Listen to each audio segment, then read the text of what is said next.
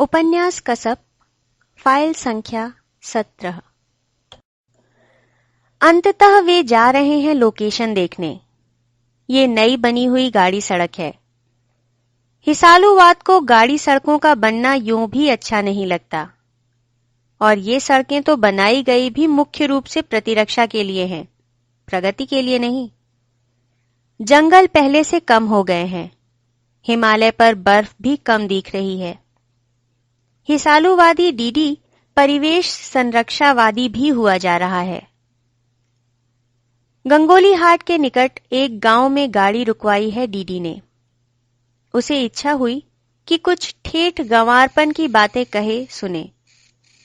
कुशल बात भल छू तुम्हारी, नानतिन भले छने, धिनाली पानी के छू, गुमरौड़ बुंगौड़ शाक पात के हरेयो।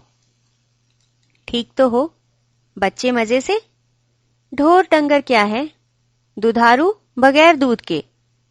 साग भाजी क्या लगी है। किंतु ये नए भारत का गांव है।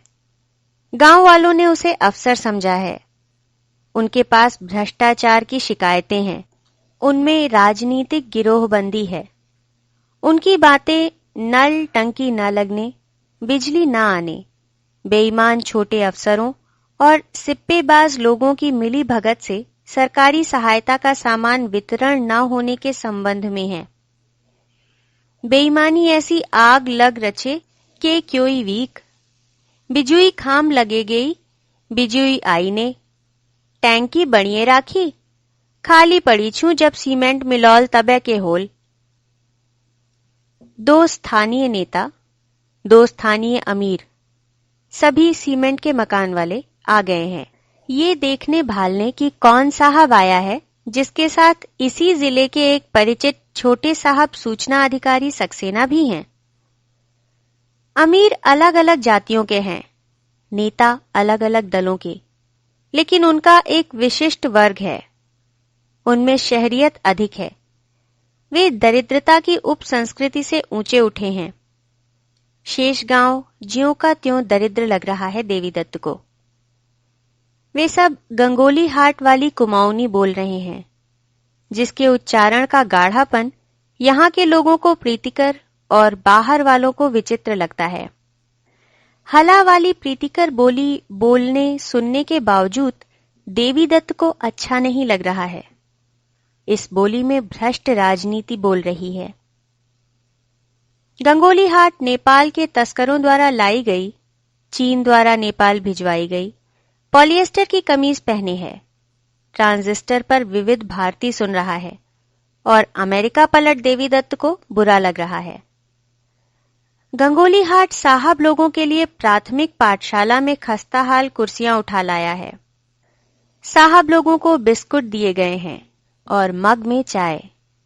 फिल्म का मामला है, ये जानकर सब आश्वस्त और प्रसन्न हैं और सभी फोटो खिंचवाना चाहते हैं, फिल्म में आना चाहते हैं।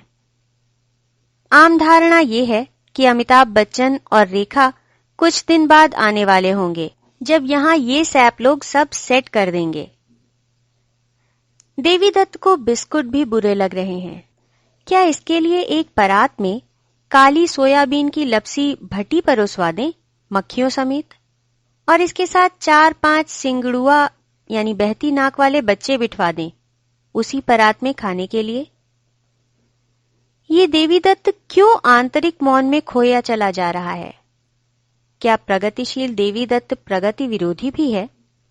रयागर पहुंचकर जब सक्सेना गाड़ी को बेनीबाग की ओर मोड़ने के लिए कहते हैं, तब डीडी कहता है, नहीं, वहां क्यों, हम गंगोली हाट रुकेंगे। वो ऐसा है सर, कहते हैं Saxena, Berinag rest house is better. Moreover, message आया that Gangolihat PWD bungalow खाली नहीं हो पाया अभी तक। प्रेजेंट ऑक्यूपेंट कल सुबह वेकेंट कर देंगे सर। फिर आप चाहें तो हम गंगोली हाट ही शिफ्ट कर लेंगे। लेकिन बेरीनाग बैंगलो इज ब्यूटीफुल सर। सुनिए सक्सेना जी, हम इतनी दूर से आए हैं, एक बार जाकर धैया छू तो लें, रात को चले जाएंगे Berinag. As you like sir. वैसे तो काफी बड़ा बैंगलो है गंगोली हाट वाला। मे बी कुछ अरेंजमेंट हो सके। एक रात की ही तो बात है। गाड़ी गंगोली हाट की ओर बढ़ रही है। ये जो भी जगह है परिचित मालूम हो रही है डीडी को। ये दसाई तल है ना? वो कहता है सक्सेना से। मैं यहां पढ़ने आता था अग्रून गांव से। केशव दत्त जी का स्कूल था यहां। फिर यही बात वो DLZ टैक्सी के पीछे की सीट पर बैठी गुलनार से कहता है और इतनी सूचना अतिरिक्त जोड़ता है कि अग्रून गांव से ये जगह 5 मील से ज्यादा दूर है। सक्सेना उसे अंग्रेजी में टोकता है और कहता है कि ये दूरी तो 5 किलोमीटर से भी कम है। डीडी को इससे भी दुख होता है। किसने सिकोड़ दी इस बीच उसके बालेपन की दूरियां? वो बाहर देखने लगता है। जीन और टॉप पहनी एक लड़की शानदार गाड़ी आते देखकर रुक गई है सड़क के किनारे। डीडी उसे देखकर हतप्रभ है। बेबी 24 वर्ष बाद भी बेबी ही है। इतना ही कि उसने पोशाक द साइन की उस अभिनेत्री जैसी पहन रखी है जिसकी प्रतिभा को दिग्दर्शक देवी दत्त ने बहुत प्यार से सजाया संवारा और जो सज संवर कर एक फैशन फोटोग्राफर के साथ भाग गई। डीडी गाड़ी रुकवाता है, बैक करवाता है। पिछली सीट से गुलनार हंसकर कहती है, not that Lalita thing all over again. You are just back from the hand shrink lover boy. वो किशोरी प्रेम वाला चक्कर फिर तो नहीं?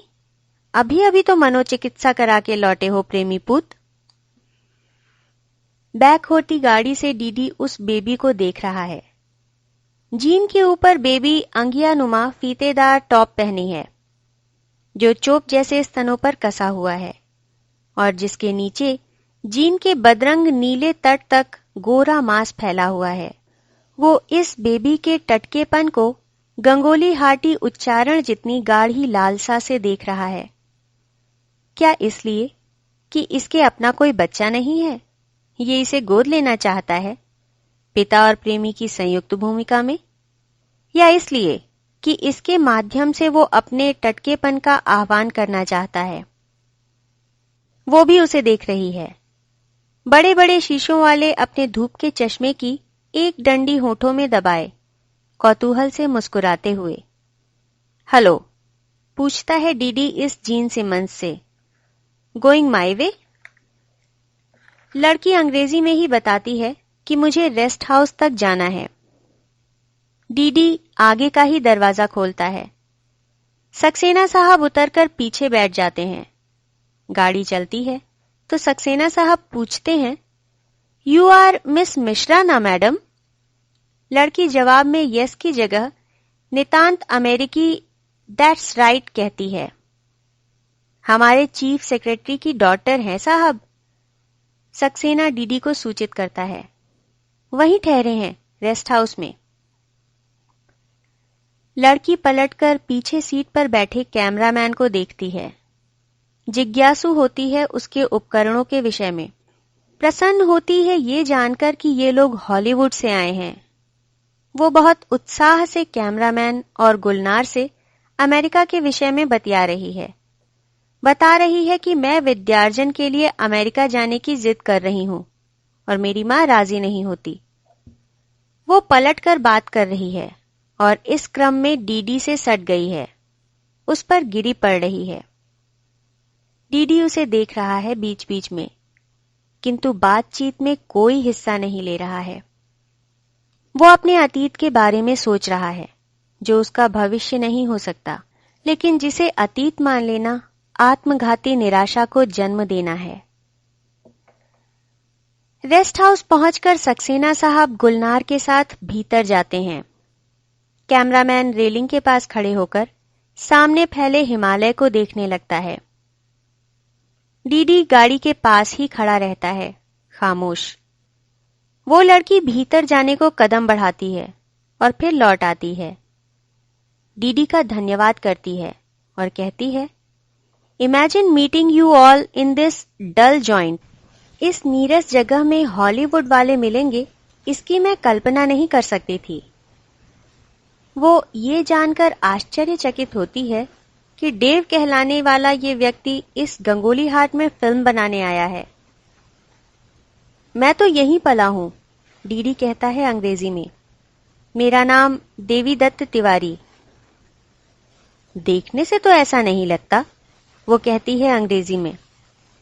देखने से क्या लगता है? देखने से, वो कहती है चेहरे पर उल्टी हथेली रखकर हंसती हुई, ऐसा लगता है कि आपका बाप नोर्स था और माँ जिप्सी। डीडी हंसता है और कहता है, दिखती तो तुम भी इस्पेहानी हो, लेकिन हो मिथिला की। मैं भी कुमाऊं की हूं, वो कहती है। तेर नौ के छू? डीडी पूछता है। तेरा नाम क्या है? मेरो नाम छू गायत्री। आउ shock, I can't speak this lingo properly. लड़की हंसती लजाती है, उल्टी हथेली की आड़ से। डीडी पूछता है, ऐसे हंसना कहां से सीखा? वो और भी हंसती है ये प्रश्न सुनकर और पूछती है, हंसना भी सीखा जाता है भला? डीडी हंस नहीं रहा है, देख रहा है उसे अपलक। अनुभव कर रहा है टीस उस अतीत की जो भविष्य नहीं हो सकता। क्या देख रहे हैं ऐसे? अपने अतीत का प्रेत। निश्चय ही वो मुझसे आकर्षक होगा, जो मुझ में भी आप उसे ही देखते हैं। निर्णय करना कठिन है। ऐसे ना देखें, मुझ में आत्मचेत जगा रहे हैं आप, और तुम मुझ में अतीत के लिए पश्चाताप। अरे सच, वो कहती है उसी तरह हंसकर। कितने रोमानी हैं आप। क्यों न हो, माता जिप्सी जो थी आपकी। किसकी याद दिला रही हूं मैं? किसी की। किसी खास की? खास ही कहना होगा। नाम बताएंगे? शायद मैं जानती हूं उसे। कोई संभावना नहीं। नाम बताने की?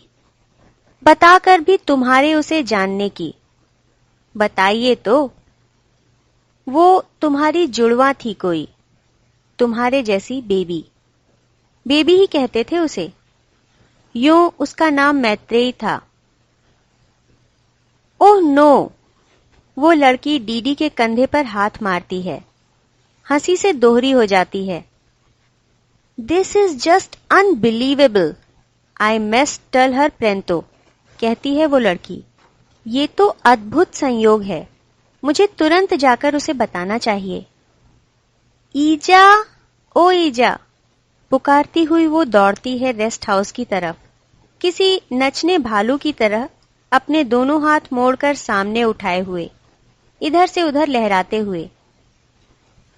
डीडी स्तब्ध है ये जानकर कि जो वो समझा हुआ था शुरू से, वो सच है।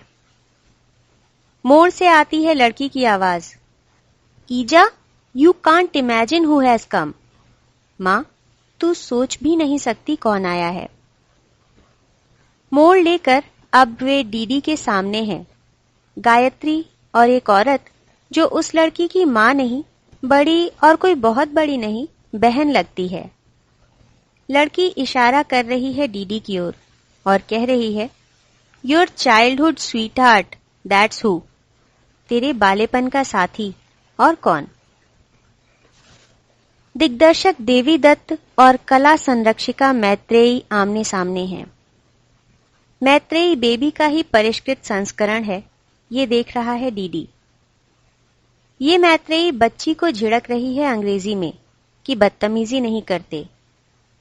वो देख रही है देवीदत्त को, जो उस डीडी का ही अधेड़ और स्थूल हो चुका अमेरिकी संस्करण है। सहसा पहचान में नहीं आ सकता। इसके सामने के बाल गायब हो गए हैं, जिन पर कभी एक कलगी सी निकाला करता था। चश्मा इसने बड़े बड़े कांचों वाला पहन लिया है और इसने ओमार शरीफ नुमा मूछें रख ली हैं। ये डीडी हो सकता है, क्योंकि जो लोग कमरा मांगने आए हैं, अमेरिकी फिल्म वाले ही हैं। परिष्कार का ही सहारा लेती है बेबी और पूछती है, mister Devidatt Tiwari, I presume. आप देवीदत्त तिवारी हैं मेरे ख्याल से। परिष्कार का ही सहारा है डीडी के लिए भी, वो कहता है। And would I be too presumptuous in believing that you are Mrs Maitreyi Mishra, formerly known as baby? और क्या मेरा ये समझना घृष्टता होगी कि आप श्रीमती मैत्रेयी मिश्र हैं, जो कभी बेबी कहलाती थी? बेबी हंसकर कहती है उसी विदेशी भाषा में, बशर्ते ये याद रखें कि कभी कहलाती थी बेबी, अब नहीं। फिर अपनी बच्ची के कंधे पर दोस्ताना हाथ रखकर वो कहती है, ये तो पगली है, इसकी बात का बुरा मत मानना। बहुत परेशान तो नहीं किया? एक उम्र में सभी पगले होते हैं, वो कहता है। सो तो है, वो मुस्कुराकर कहती है। सवाल यही है कि वो उम्र कहां तक खींच ले जा सकते हैं लोग। बेटी बिल्कुल तुम्हारे जैसी कैसे हो गई? वो बातचीत अंग्रेजी में ही जारी रखता है, यद्यपि इस भाषा से उसे आध्यात्मिक सा कष्ट हो रहा है। अच्छा हुआ कि हो गई, बाप पर जाती तो कोई उसकी ओर देखता भी नहीं। शक्ल में ही नहीं, स्वभाव में भी। अनुवांशिकी तो तुमने भी पढ़ी होगी। हथेली की आड़ में हंसने का भी कोई जीन होता है क्या? डीडी मुस्कुराकर पूछता है और सुनता है कि कुछ लोग बात करते हुए रेस्ट हाउस से बाहर आ रहे हैं। बेबी डीडी की बात का जवाब देती है। होता होगा, हथेली की आड़ से हंसने का जीन, मारगाठ लग जाने का भी होता हो शायद। तुमने शादी नहीं की, ऐसा पढ़ा है मैंने पत्रिकाओं में। की होती तो कौन जाने तुम्हारे बेटे से भी नाड़ा फीता खोलते हुए मारगांठ पड़ जाया करती। मैंने शादी की होती, कहता है डीडी, तो मेरे लिए यह तय करना कठिन हो जाता कि मैं अपने बेटे को अपने जैसा होता देखना चाहता हूं कि अपनी पत्नी जैसा। डीडी और बेबी देख रहे हैं एक दूसरे को। ये लड़की जो बेबी जैसी दिखती है, इन दोनों को देख रही है बारी बारी। इन तीनों को देख रहे हैं गुलनार, सक्सेना और एक थोड़ा स्थूल और नाटा व्यक्ति जो शायद श्याम सुंदर मिश्र है। गुलनार परिचय कराती है डीडी का मिस्टर मिश्रा से और कहती है कि आपकी पत्नी तो इस बीच इनसे परिचित हो चुकी हैं शायद। मेरी पत्नी इनसे बहुत पहले से परिचित हैं, मिश्र जी मुस्कुराकर कहते हैं। डीडी झेंप सा जाता है। सक्सेना साहब सूचित करते हैं, मिस्टर मिश्रा एक कमरा दे देंगे मैडम के लिए। आप लोगों के लिए ड्राइंग रूम में कॉट डलवा दी जाएगी। मैं बेरीनाग चला जाऊंगा और सुबह अर्ली मॉर्निंग आ जाऊंगा। सक्सेना साहब बाहर चबूतरे पर मेज कुर्सियां लगवा चुके हैं। टी एंड सम स्नैक्स का प्रबंध करा दिया है उन्होंने। मुख्य अतिथि की रुचि ध्यान में रखते हुए श्रीमान और श्रीमती मिश्र सिनेमा और साहित्य के विषय में बातें कर रहे हैं। मुख्य अतिथि को इससे कोई दिलचस्पी नहीं। या तो वो खामोश रह जा रहा है या इस सुसंस्कृत वार्ता में व्यर्थ ही भारत दुर्दशा घुसाए चला जा रहा है, और सो भी बहुत भावुक ढंग से, कवियों वाले तर्क से, मिनमिनाते स्वर में। मैत्रेयी मिश्र के लिए आवश्यक हुआ है कि इस अमेरिकी नागरिक देवीदत्त को कुछ खरी खोटी सुनाए। विचित्र लोग हैं ये अमेरिकी, जो आधुनिकता का अधिकतम उपयोग कर रहे हैं ठाट से, और भारत को परंपरा के नाम पर गरीबी और जहालत से चिपके रहने की सीख देने आए हैं। देवीदत्त के अनुसार बात इतनी सरल नहीं है। मैत्रेयी के अनुसार बात इतनी उलझी हुई भी नहीं है जितनी देवीदत्त बता रहे हैं। अगर किसी चमत्कार से देवीदत्त अमेरिका में रहते रहते गांधीवादी या माओवादी हो गए हैं, तो सबसे पहले वे उलझी उलझी फिल्में बनाना छोड़ दें। इस तरह की कलात्मक विलासिता, बौद्धिक जटिलता उन लोगों के लिए पाप ही हो सकती है जिन्होंने निर्धन कृषक संस्कृति को रोमानियत से रंगकर आधुनिकता के विरोध का व्रत लिया हो। माओवादी होना तो देवीदत्त के लिए कदाचित दुसाध्य हो, अन्यथा उन्हें एक अदद बंदूक संभालने की सलाह दी जाती। गांधीवादी वे बन ही सकते हैं, लिहाजा क्यों न तकली थाम ले या कुछ गांधीवादियों की तरह शिवांबु पान करने लगे। देवी दत्त श्रीमती मैत्रेयी मिश्रा की बुद्धि पर तरस ही खा सकते हैं। वो फिलिस्तीनों की तरह बातें कर रही है। दुर्भाग्य से इस देश में एक खास तरह का काइयापन प्रबुद्ध के नाम पर प्रतिष्ठित हो गया है और मैत्रेयी उससे अछूती नहीं रह सकी है। ये काइयापन शायद ह्रासोन्मुख हिंदू मानस की देन है। इसके चलते गरीबी और उपभोग की संस्कृति का वो दारुण समन्वय किया गया है जिसका नाम आधुनिक भ्रष्ट भारत है। इस भारत के लिए प्रतीकात्मकता ही सब कुछ है। तकली थाम लेने से गांधीवाद हो जाता है, बंदूक पकड़ लेने से माओवाद, सेमिनार कर लेने से संस्कृति, चुनाव करा देने से लोकतंत्र, सड़क बना देने से प्रगति, संस्था खोल देने से संस्था के उद्देश्य की पूर्ति। परिवर्तन श्रीमती मिश्रा यहां से होता है और देवी दत्त अपने हृदय की ओर संकेत करते हैं, यहां से। और वो उचित है कि अनुचित, इसका फैसला करने के लिए यहां भी कुछ होना चाहिए, यहां भी। अब देवी दत्त अपने मस्तिष्क की ओर इशारा करते हैं। श्रीमती मैत्रेयी मिश्रा इस बात पर खेद ही प्रकट कर सकती हैं कि जिन भारतीयों का हृदय और मस्तक पर कॉपीराइट था, उन्होंने भारत ही छोड़ दिया। इससे वो स्वयं काइयेपन से बच गए, लेकिन उनकी अनुपस्थिति में काइयेपन की महामारी इस देश में तेजी से फैलती चली गई।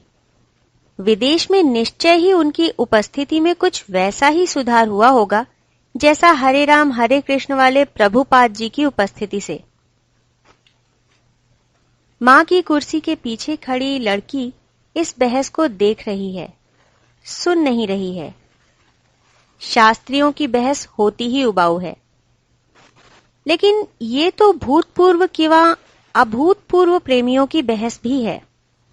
इसीलिए बहस करने वालों के चेहरे पर आते जाते भाव निश्चय ही दर्शनीय है। ध्वन्यालेख मिटा दें, बेटी की जगह मां को देखें, मां की जगह पर नाना को, और एक खींची हुई चादर का स्मरण करते हुए कोई विचित्र सा संगीत सुने तो ये सारा व्यापार अपेक्षाकृत कम उबाऊ मालूम होगा। गुलनार बहरहाल इस गर्मागर्म बहस से संकोच में पड़ गई है। वो मिस्टर मिश्रा से अलग से बातचीत कर रही है और ये जानकारी पा रही है कि मिस्टर मिश्रा कुशल प्रशासक हैं, भले ही अपने मुंह मियां मिट्ठू बनना पड़ रहा है। अगर राजनीतिक दखलंदाजी अधिक न हो तो मिस्टर मिश्रा जैसे कुशल प्रशासक देश की समस्याओं का समाधान कर दिखा सकते हैं। गुलनार को यह भी पता चल रहा है कि मिस्टर मिश्रा अपनी पत्नी के परम भक्त हैं। न केवल बात बात में वो उसकी प्रशंसा करते हैं, बल्कि किसी और महत्वपूर्ण भारतीय की बात उठने पर भी ये जरूर कहते हैं, माई वाइफ नोज हिम, यानी मेरी पत्नी उन्हें जानती हैं। बहस कटुतर होती जा रही है। देवी दत्त उदास होता जा रहा है, इस बात से और भी कि मां की कुर्सी के पीछे झुकी खड़ी वो नासमझ लेकिन बहुत ही प्यारी सी लड़की आहा वाली तर्ज में मां को उखाड़ने और इस अजनबी को जमाने का यत्न कर रही है।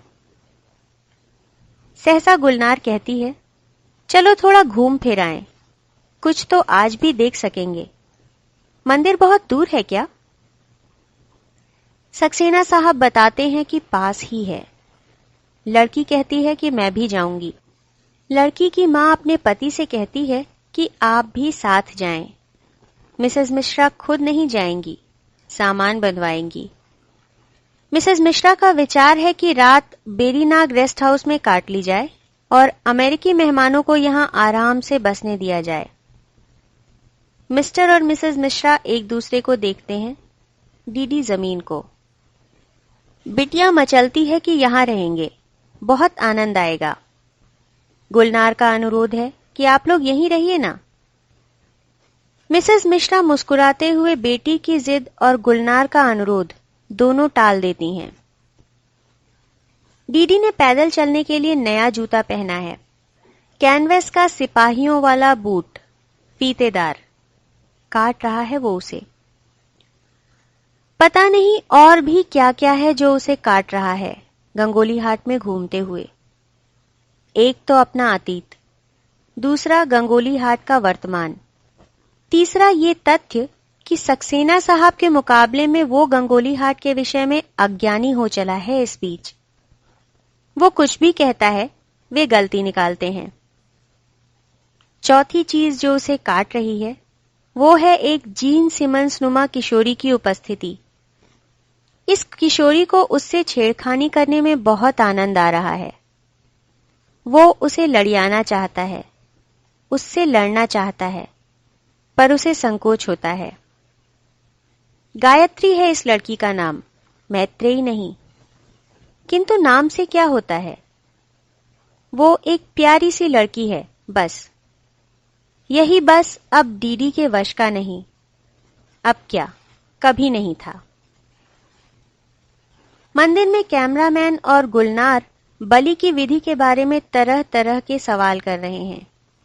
कभी दक्षिण से आए रौलों यानी रावलों और अग्रून के पंतों से उनकी इस बातचीत में दुभाषिए का काम कर रहे हैं मिस्टर मिश्रा। ये काम डीडी को करना चाहिए था। आखिर कभी वो अग्रून में ही पला बढ़ा है, किंतु उसका मन रम नहीं रहा है। कटे हुए बकरे के सिर पर रोली वगैरह कैसे लगाई जाती है, उसका रक्त प्रतिमा के पास कहां टपकाया जाता है, सिर रावलों को ही क्यों देना होता है। अग्रून के पंत शरम यानी शाकाहारी हैं, पर काली के मंदिर के पुजारी होने के नाते बलि के अनुष्ठान में उपस्थित रहते हैं। बकरा काटने का काम रावल करते हैं। ये सब सुनने सुनाने से उसे कोई दिलचस्पी नहीं है। वो ऐसा साफ साफ सोच या कह नहीं पा रहा है, लेकिन शायद वो वापस जाना चाहता है रेस्ट हाउस। मैत्रेयी से अंग्रेजी में नहीं, बेबी से कुमाऊनी में बात करने। वो बार बार शिकायत कर रहा है कि जूता उसे काट रहा है। मिस्टर मिश्रा उसे सुझाव देते हैं कि आप जाकर आराम कीजिए, हम अभी थोड़ी देर में आ जाते हैं। डीडी चल पड़ता है। सक्सेना साहब आशंका व्यक्त करते हैं, आप रास्ता भूल तो नहीं जाएंगे सर? और ये आशंका डीडी को कुछ और खिन्न कर जाती है।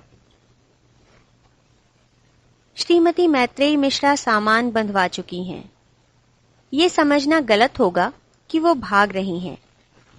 अमेरिकी मेहमानों की सुविधा के लिए ही उन्होंने रात बेरीनाग में काटने का निश्चय किया है। निसंदेह मैत्रेयी डीडी नामक इस प्राणी से इस अकस्मात भेंट से थोड़ी विचलित हुई है। ऐसा नहीं कि मैत्रेयी ने इस संभावना का विचार नहीं किया था कि डीडी उसे कभी मिल सकता है।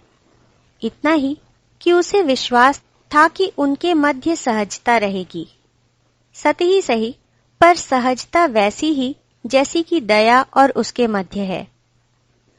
उसने अपनी ओर से सहजता के लिए ही यत्न किया, किंतु वो डीडी सहजता आने दे तब ना।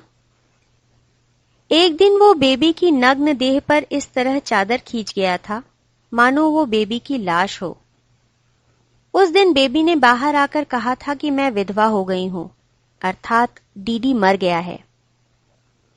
जो लोग एक दूसरे को मरा हुआ जान चुके हों, उनके मध्य एक मरियल सी सहजता तो होनी ही चाहिए थी। नहीं होने दी उस लाटे ने। इस पगली गायत्री ने, जो पहली ही भेंट में किसी से उसकी प्रेमिका का नाम पूछ सकती है और तेरा पुराना प्रेमी आया है मां ऐसा जोर जोर से कह सकती है, अपनी उपस्थिति से सहजता को और दुस्साध्य बना डाला है।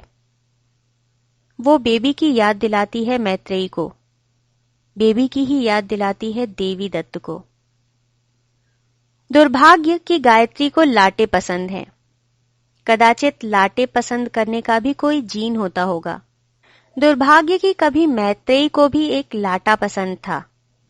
परम दुर्भाग्य कि वो लाटा विख्यात दिग्दर्शक हो जाने के बावजूद लाटा का लाटा है। नहीं तो क्या कोई इस तरह एक सुरम्य स्थल में सुखद सुसंस्कृत बातचीत के मध्य जबरदस्ती कड़वाहट लाता है? मैत्रेयी इस बात से भी थोड़ी परेशान है कि मैत्रेयी ने इस कड़वी बहस में हिस्सा लिया। क्या मैत्रेयी उस समय बेबी हो गई थी? अगर प्रेम में जब हम होते तब है तुम नाही, अब तुम हो हम नाही वाली स्थिति नहीं आती। द्वंद्व अनिवार्य है तो क्या प्रतिद्वंदिता भी प्रेम की उपस्थिति का लक्षण नहीं? अगर दूसरा एक द्वार नहीं बन सकता जिसमें घुसकर हम स्वयं दूसरे हो जाएं, अगर दूसरा मात्र एक ठोस दर्पण भर हो सकता है, तो क्या उससे टकरा टकरा कर अपने तक ही लौट आने की प्रक्रिया ही प्यार नहीं है? ये जो झाएं झाएं देवी दत्त और मैत्रेयी के मध्य हुई, क्या वो ऐसे ही प्यार से छलकती झाएं झाएं नहीं थी? घृणा इसे कह नहीं सकते। घृणा दूसरे की सूरत नहीं देखना चाहती, घृणा दूसरे को मिटा देना चाहती है। प्रतिद्वंदिता दूसरे की वास्तविक अथवा काल्पनिक उपस्थिति की अपेक्षा करती है। झाएं झाएं करते हुए दो प्रतिद्वंदी कभी थककर किसी उपयुक्त प्रत्युत्तर के अभाव में चुप हो जाते हैं और उनकी आंखें एक दूसरे से कहती हैं, अभी ठहर, तुझे उठाकर पटक दूंगा और एक पांव से नाचूंगा तुझ पर। क्या वही मूक चेतावनी मानवीय प्रीति नहीं? क्या अभी हुई बहस के जो मौन अंतराल मैत्रेयी की ढीठ और देवी दत्त की झेपी सी मुस्कान को समर्पित थे, वे प्रच्छन्न प्रेम के परिचायक नहीं थे, प्रेम वैचित्र्य के भी नहीं। मैत्रेयी मिश्र को इस तरह के सिरफिरे सवालों में दिलचस्पी नहीं, किंतु ये तथ्य है कि प्रतिद्वंदिता घोषित करने वाली उस बहस के बाद उन्हें देवी दत्त के सानिध्य में ये अथवा आगामी कोई संध्या बिताने की कल्पना असमंजसप्रद मालूम होने लगी। दिग्दर्शक देवी दत्त रेस्ट हाउस पहुंचकर बाहर चबूतरे पर ही एक आराम कुर्सी में बैठ गया है। डीडी बनकर उसके कमरे में घुसने का साहस जुटाना है उसे। खिड़की से दिख रही है बेबी, चपरासियों को आदेश देती हुई, सामान बाहर रखवाती हुई। पहले वो इस कटखन्ने जूते से मुक्ति चाहता है। उसने एक जूता खोल दिया है, अब दूसरे का फीता खोलने झुका है। वो नहीं देख रहा है कि उसे फीता खोलते कोई देख रही है अपने कमरे की खिड़की से। फीता खोलने की कोशिश के बाद डीडी माथा पीट रहा है, ये भी देख रही है वो कोई। अब डीडी फीते लगे बूट को उतारने की एक हास्यास्पद कोशिश में जुटा है और मैत्रेयी को हास्यास्पद शब्द की प्रथम श्रुति की याद हो आई है। वो हंस पड़ी है। फीता न खोल सकने वाला डीडी अब दृष्टि उठाता है, हंसने वाले को देखता है। हंसने वाली पूछती है कुमाऊनी में, क्या हुआ, मारगांठ लग गई? वो हंसकर जवाब देता है कुमाऊनी में, हां कहा, सीप नहीं आया कभी। वो बाहर आ जाती है, झुककर खोल देती है गांठ। वो उतार देता है जूता। दोनों बहुत आसपास हैं। ये औरत एक विदेशी सेंट से महक रही है, लेकिन इस महक के नीचे एक और गंध है, बेबी एन, बेबी गंध, और उसे ये आदमी भूल नहीं पाया है। वैसे ही जैसे कि बचुली बुआ की कोठरी और कपड़ों से आती हुई सीलन गंध सुमड़ेड़ को नहीं भूला है। औरत को फीता खुलते ही तुरंत उठ खड़ा होना चाहिए था, नहीं हुई है। आदमी को जूता खुलते ही सीधा बैठ जाना चाहिए था, नहीं बैठा है। आराम कुर्सी के चरणों के ढिग आमने सामने हैं उनके चेहरे। एक चेहरे पर ढीठ मुस्कान है, दूसरे पर झेपी हुई। बेबी, कहता है वो झेपा हुआ। मिसेस मैत्रेयी मिश्रा उठ खड़ी होती हैं, पूछती हैं अंग्रेजी में, कुछ पीने को मंगवाऊं? नहीं, और मुझसे अंग्रेजी भी मत बोल, वो तुनक कर कहता है कुमाऊनी में। मैत्रेयी जाने को होती है, रुक जाती है, कहती है, अगर तेरा मेरा ये झनकर वो झनकर ऐसा हुक्म चलाने का कोई रिश्ता होता है तो मेरा भी एक हुक्म सुन। फीते वाला जूता, नाड़े वाला पैजामा झन पहनाकर, तेरे बस की नहीं रे। ये औरत अब उल्टी हथेली की आड़ में हंस रही है। ये आदमी कह रहा है, मेरे बस का कुछ नहीं री, भूस हुआ मैं, भूस, गंवार। तू अमेरिका भाड़ झोंकने गया था, जो भुस का भुस, लाटे का लाटा ही लौट आया। बिल्कुल नहीं बदल रहा। कोई नहीं बदलता, तू भी कहां बदल रही। एक स्वांग जैसा बना रखा तूने। छिप जो क्या जा रही तू उसमें। छिप जो नहीं पा रही तभी भाग रही ना यहां से। तू क्यों भागेगी, भगोड़ा तो मैं हूं।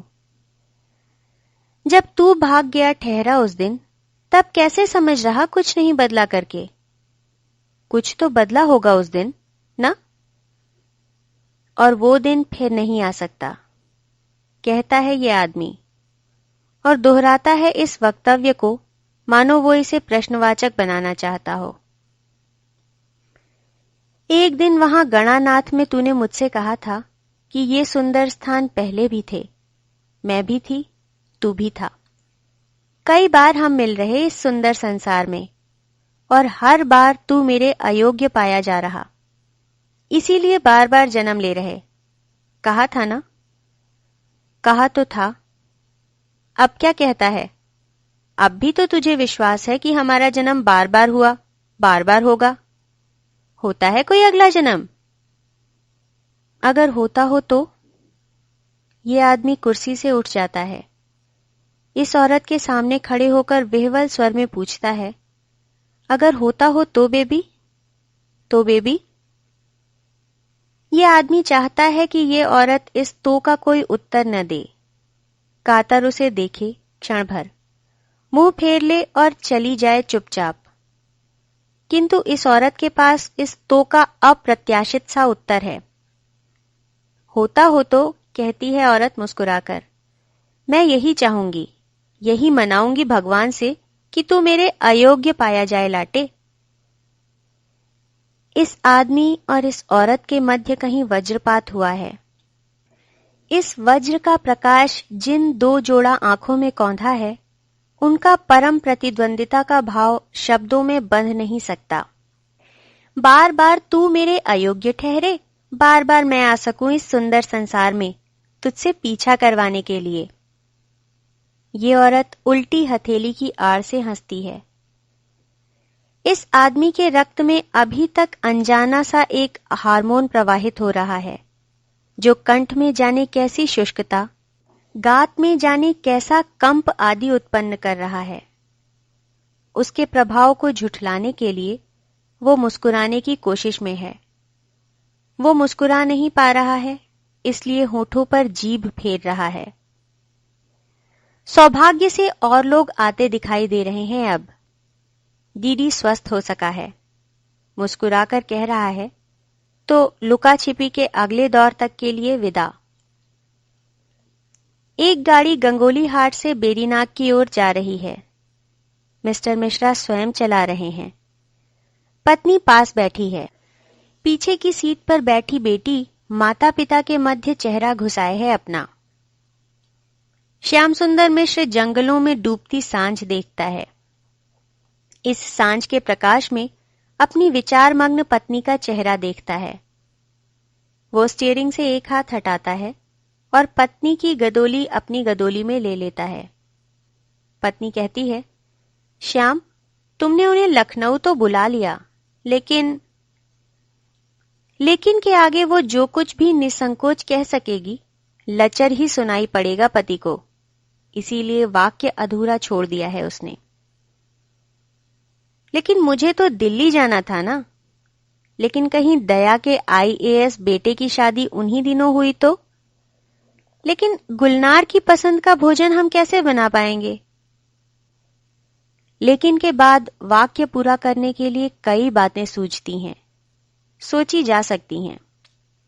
लेकिन पत्नी चाहती है कि पति इस लेकिन को मात्र लेकिन ही रहने दे, वाक्य पूरा करने का दुराग्रह न करे। पति गदोली दबा देता है पत्नी की। अरे वो तो मात्र औपचारिकतावश कह दिया था, मैं टाल दूंगा उन्हें, वो कहता है। कृतज्ञ पत्नी अपने पति के कंधे पर सिर रख देती है। बेटी, जिसके आग्रह पर ही विदा बेला निमंत्रण दिया गया था, पिता के फैसले का विरोध करने को होती है तुनक्कर, लेकिन आधी बात कहकर रुक जाती है। फिर अपना मुंह मां के कान के पास रखकर धीमे से कहती है, मां, तुझे नहीं पता तू आदमियों के मामले में कितनी खुशकिस्मत है। और बिना कोई खुलासा किए खिलखिलाती है। मां बाप भी मुस्कुराते हैं। गाड़ी अब एक मोड़ लेकर दृष्टि से ओझल होती है। उसी के साथ खो जाती है खिलखिलाहट भी।